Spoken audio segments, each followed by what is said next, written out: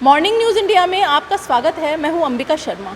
अब हम हैं जयपुर के नहर के गणेश जी। सिटी के अंदर बसे हुए नहर के गणेश जी का यह मंदिर दक्षिण मुखी मंदिर है, जिनकी दाईं सूंड है। आखिर क्या है रहस्य दाईं सूंड का, वो हम जानेंगे यहाँ के महंत जय शर्मा जी से। नमस्कार पंडित जी। मैं नहर के गणेश जी महाराज के मंदिर से जय शर्मा। मेरे साथ हैं मेरे अनुज भ्राता युवाचार्य पंडित मानव शर्मा जी। हमें आपको ये बताते हुए बड़ा हर्ष हो रहा है कि सर्वप्रथम तो मैं गणपति का जो गणेश चतुर्थी का पर्व अभी मनाया जाएगा, तो उसके लिए सभी को मैं हार्दिक बधाई देता हूँ। और साथ ही आपने जो मेरे से प्रश्न किया कि दाहिनी सूंड का क्या महत्व है, तो उस बारे में मैं थोड़ा सा ये बताना चाहता हूँ कि ये तंत्र विधान के अंदर तंत्रोक्त गणपति की प्रतिमा यहाँ आप विराजित देखते हैं। और ये हमारे 5 पीढ़ी पूर्व ब्रह्मचारी बाबा और व्यास रामचंद्र ऋग्वेदी जी के द्वारा प्राण प्रतिष्ठित हैं, जिन्होंने कि यहाँ पे जंगल हुआ करता था, बृहद जंगल था यहाँ। तो उस दौरान यहाँ पर जो है गणपति की वो आराधना किया करते थे, तपस्या किया करते थे। और नित्य का उनका ये नियम था कि रोज़ गणपति का यज्ञ हुआ करता था। उस यज्ञ की जो भस्म उनके जीवन काल में एकत्र होने के बाद में उन्होंने जो है अपने उस इष्टानुसार उन विग्रह का तंत्र विधान से यहाँ प्रतिष्ठापित किया। तो भस्म से क्या गणेश? हाँ जी, ये यहाँ पे जो है इतनी विशाल प्रतिमा है, लेकिन ये भस्म की प्रतिमा है। उसमें कई और मिश्रण भी उन्होंने मिला करके और उसको इस तरह का बनाया है कि ये बहुत आगे तक भी सुरक्षित रह सके। तो ये बहुत तंत्र विधान में मानी गई है। इसमें कई और जड़ी तंत्र विधान से क्या तात्पर्य निकाले हम कि क्या मान सकते हैं उससे? गणेश पुराण में जो है 2 प्रकार से बताया गया। वैसे तो कई प्रकार की सूंड का उसमें उल्लेख आता है, जिसमें 2 प्रकार से हम ज़्यादा देखने को मिलता है कि इसमें क्या है कि दक्षिणावर्ती शुंड है, ये तंत्र विधान में गया कि इनमें तंत्र का प्रयोग किया जाता है, जिसके अंदर तांत्रिक क्रियाएं, जिसमें कहता है गणपति जो होते हैं। तो ऐसी स्थिति के अंदर जो गणपति हैं, तो ये आपको ज़्यादातर मंदिरों में ही मिलेंगे कि जहाँ पे उनकी नियमित सेवा पूजा अर्चना होती रहे, क्योंकि ऐसे गणपति की नियमित सेवा पूजा अर्चना होना बहुत अत्यंत आवश्यक है। वरना फिर ये क्या है कि रुष्ट होकर के विघ्न होने का भय भी रहता है। इस वजह से आप देखते हैं कि ज़्यादातर वामवर्ती गणपति की स्थापना घरों में इत्यादि में ज़्यादा होती है। उसका कारण यही है कि हमारे घरों में जन्म मरण परण ये सभी चलता रहता है, तो कभी त्रुटि भी हो जाए तो उससे गणपति के कोप का भाजन ना होना पड़े। मतलब बाईं सूंड के गणपति जो हैं वो घर में विराजमान कर सकते हैं, क्योंकि वो मान जाते हैं, बहुत जल्दी रुष्ट नहीं होते। और दाईं सूंड के गणपति कर तो अपन दाएं भी सूंड के भी कर सकते हैं, लेकिन मैंने आपको बताया कि नियमित फिर पूजा सेवा उनकी बहुत आवश्यक है। फिर नियमित पूजा सेवा करें तो प्रसन्न भी बहुत जल्दी होते हैं और सारे ऐश्वर्य प्रदान करते हैं। तो ये है।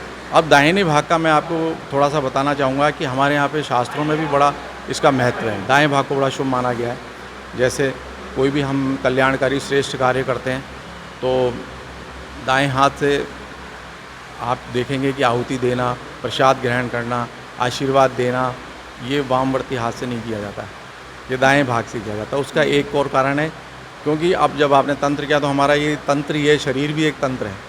तो इसके अंदर हमारे यहाँ पे सूर्य स्वर और चंद्र स्वर का विधान है। तो चंद्र स्वर जो होता है चंद्र नाड़ी कहलाती है, और सूर्य स्वर होता है वो ये आपके दाहिनी भाग होता है, और ये चंद्र स्वर बायाँ होता है, और ये दायाँ सूर्य स्वर होता है। तो अब क्या होता है कि बाएं भाग की तरफ दिल होता है, हार्ट होता है, हृदय होता है। तो इसके अंदर क्या है कि कुविचार, मंगल की भावनाएं, संकल्प विकल्प, ये सब चलता है इधर से, इस भाग से। तो ये एक तरीके से पूरा पॉजिटिव नहीं है। लेकिन यहाँ पे क्योंकि इधर कोई दिल वगैरह का कुछ नहीं है, नकारात्मक सकारात्मक कुछ नहीं है, ऐसा कुछ नहीं, संकल्प विकल्प नहीं, तो शुद्ध विशुद्ध रूप से सकारात्मकता का ही प्रतीक है। तो इसमें भाव यही रहा कि गणपति का जो शुंड का आवर्तन दाएँ भाग के ऊपर होकर के, और जो गणपति का प्रसाद भक्तों को मिलेगा वो सभी को सकारात्मकता देने वाला होगा, उनका मंगल करने वाला होगा। और इसी वजह से जब यहाँ लोग बाग आते हैं, दर्शन करते हैं, तो उनको बड़ा आनंद और लाभ मिलता है। और वो तो फिर अनुभव अपना बताएंगे वो लोग।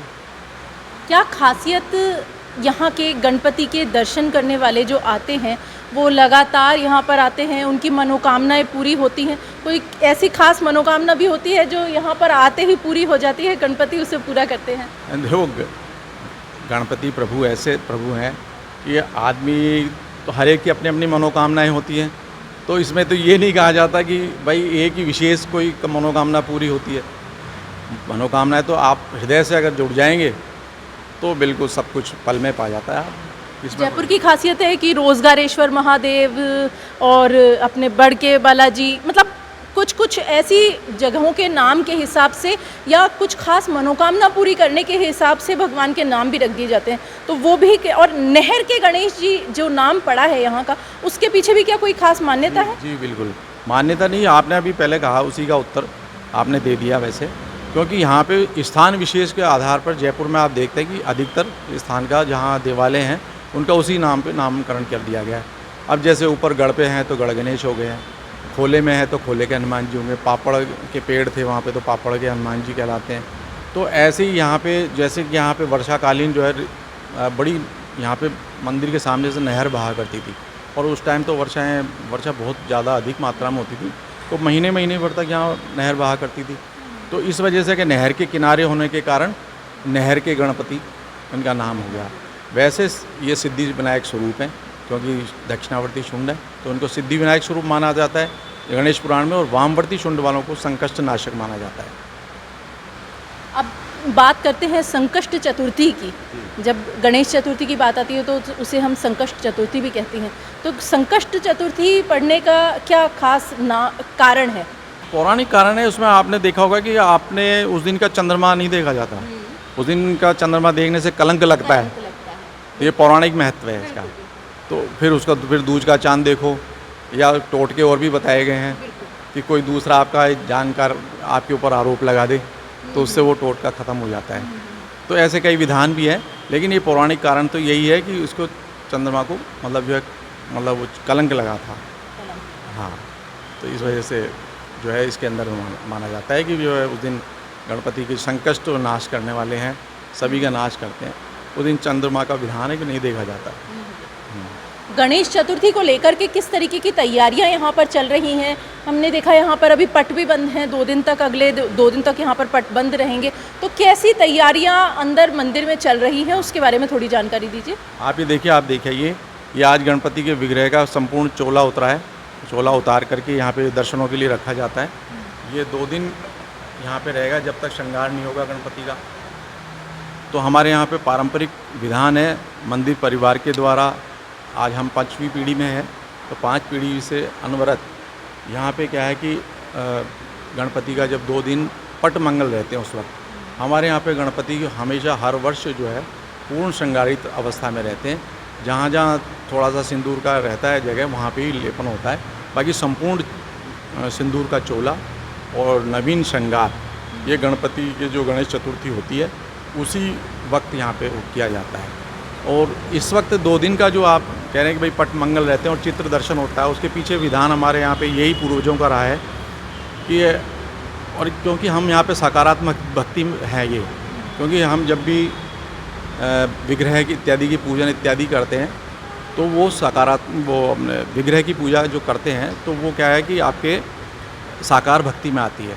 साकार भक्ति में क्या होती है कि अभी जैसे अब हम पूरा चोला उतार दिया बाबा का, तो निर्वस्त्र अवस्था में हम उनके दर्शन कराना निषेध है। तो ये एक मान्यता हमारे यहाँ पे है कि निर्वस्त्र अवस्था में नहीं, जब संपूर्ण चोला हो जाएगा, वस्त्र वापस पहन लेंगे, फिर उसके बाद में दर्शन कराए जाएंगे। तो गणपति के निर्वस्त्र दर्शन ना हो किसी भी भक्त को, इसके लिए गणेश चतुर्थी की जब तैयारियां की जाती हैं तो गणपति को पट में मंगल करके रखा जाता है और उस मंगल पट के अंदर ही 2 दिन तक उन्हें पूरा श्रृंगारित किया जाता है। फिर गणेश चतुर्थी से 1 दिन पहले उनके दर्शन भक्तों को होते हैं। मंदिर में युगाचार्य मानव शर्मा जी भी हैं। अब हम उनसे जानेंगे कि किस तरीके की तैयारियां और गणेश चतुर्थी के लिए यहाँ पर की जा रही हैं। सबसे पहले गणेश जी को नमन करते हुए सभी भक्तों को गणेश चतुर्थी की हार्दिक शुभकामनाएं। और हर वर्ष की भांति इस वर्ष भी बड़े हर्षोल्लास के साथ गणेश चतुर्थी का पर्व मनाया जा रहा है। इसमें मंदिर के अंदर विशेष सिक्योरिटी संबंधी व्यवस्थाएं भी की गई हैं। इसमें कैमरे लगाए गए हैं, सिक्योरिटी गार्ड भी लगाए गए हैं और इसमें कार्यकर्ता भी बढ़ चढ़ के भाग ले रहे हैं। और उसमें महिलाओं पुरुषों का अलग अलग दर्शनों का इसमें रहेगा। इसमें विशेष मतलब सब सुविधा का ध्यान रखा जा रहा है। और क्या खास प्रसाद जो गणपति को चढ़ता है उसके लिए भी कुछ खास तैयारी की जा रही है आपकी ओर से? गणेश जी के तो उस दिन अभी जो सिंजारा महोत्सव होगा उस दिन है असंख्य लड्डुओं की मोदकों की झांकी लगेगी। तो एक वो विशेष दर्शना का वो भी रहेगा। तो सुबह आप 8:30 बजे से दर्शन की झांकी लग जाएगी मोदकों की। सहस्त्र लड्डुओं की झांकी लगती है हर वर्ष, तो वो विशेष रहेगी। और शाम को भी प्रेम भाया सत्संग मंडल के द्वारा सिंजारा महोत्सव मनाया जाएगा। और फिर गणेश चतुर्थी की सुबह है ही सुबह 5 बजे मंगला आरती के साथ फिर सुबह पंचामृत अभिषेक होगा। गणपति को राजशाही पोशाक पहनाई जाएगी और फिर दर्शनार्थियों के लिए फिर दिन भर खुला रहेगा मंदिर। इस बार की गणेश चतुर्थी खास भी कही जा रही है कि इस बार गणेश चतुर्थी पर गणपति की पूरी विधि विधान से पूजा करने से हर तरह की मनोकामना भी पूरी होगी। तो क्या खास है इस बार के ग्रह नक्षत्रों के बारे में, वह भी आप हमें बताना चाहेंगे? ये बताना चाहेंगे क्योंकि गणपति तो कोई सा भी पूजा करें आप, उसमें सबसे पहले हमेशा ही खास है। तो गणपति के लिए तो ये कहना ही नहीं कि ये विशेष, वो तो हर चीज़ में, चाहे गृह की कोई सी पूजा करें, चाहे किसी देवता की पूजा करें, सर्वप्रथम गणपति की पूजा होती ही है। और ये तो नित्य प्रतिदिन करने का विषय है। जैसे भोजन हम नित्य प्रतिदिन करते हैं, ऐसे गणपति का हर रोज़ हमको सुमिरन करना चाहिए। ये है और वैसे आपके आ ही रही है। ग्रह नक्षत्रों का ऐसा योग बन रहा है 300 साल वर्ष बाद, वो भी फलदायी होगा भक्तों के लिए। उसको अगर ध्याएंगे तो लोगों को मनोवांछित फल प्राप्त होगा। किस तरह से पूजा की जाए गणपति की घरों में जिससे भक्तों को उनकी मन वांछित फल की प्राप्ति हो? बस अपना अंतर मन जोड़ दें उनसे और जो भी उनके समर्पित करें वो अंतर मन से करें। गणपति तो दूरवास से प्रसन्न होते हैं। बड़े हमारे ऐसे देव हैं कि वो जल्दी दूरवास से प्रसन्न हो जाते हैं। लेकिन भाव होना चाहिए उसके पीछे। गणपति की पूजा के लिए आप अपने मन में भाव रखिए तो गणपति एक छोटी सी दूरवा के कण से भी प्रसन्न हो जाते हैं। नहर के गणेश जी वह गणेश जी हैं जिनकी हर वर्ष पूजा की जाती है। गणेश चतुर्थी पर यहाँ 2 दिन तक गणेश जी को मंगल करके रखा जाता है, पट मंगल करके रखे जाते हैं, जिसके बाद में सिंजारे पर उनके दर्शन होते हैं। भक्तों को उनके दर्शनों का लाभ मिलता है। खास बात यह भी है यहाँ की प्रतिमा की दाईं सूंड है। दाईं सूंड वाले गणपति की यहाँ पर पूरे विधि विधान से पूरे वर्ष पूजा की जाती है, जिससे गणपति हर भक्त को उसकी मन वांछित इच्छा की पूर्ति करते हैं। और भी यहाँ के जो गणपति हैं उनका मुख भी दक्षिण मुखी है। दक्षिण मुखी गणपति को नहर के गणेश जी भी कहा जाता है, क्योंकि पुराने समय में यहाँ पर मंदिर के बाहर नहर बहा करती थी। भारी बारिश के बाद में जब यहाँ नहर बहा करती थी तो उसी के कारण इस मंदिर का नाम नहर के गणेश जी पड़ गया। और भी नई से नई, ताज़ा से ताज़ा जानकारी हम आपके साथ में साझा करते रहेंगे मॉर्निंग न्यूज़ इंडिया में इसी तरह। मैं अंबिका शर्मा अब आपसे विदा लेती हूँ। धन्यवाद।